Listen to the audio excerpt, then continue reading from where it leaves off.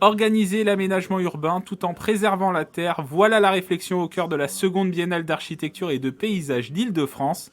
Cet événement se déroulera du 13 mai au 13 juillet 2022.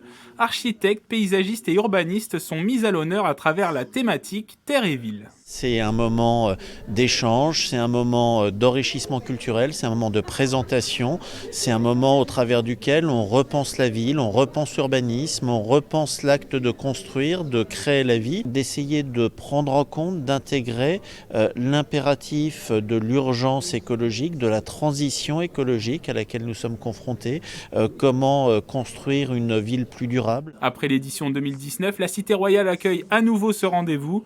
Versailles, une illustration de l'esprit de la Biennale d'architecture et de paysage.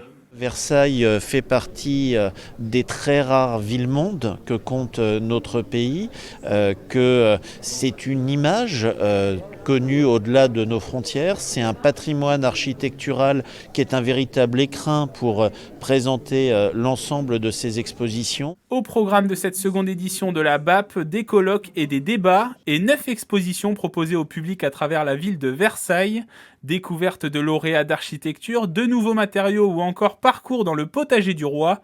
Un focus sera aussi fait sur des grands projets d'urbanisme en Île-de-France. Vous allez avoir 2 expositions très grand public, on va dire, qui sont l'une sur la présentation du village olympique. Le village olympique a été pensé par Dominique Perrault, qui est le commissaire de cette exposition, un architecte français très connu en France et à l'international.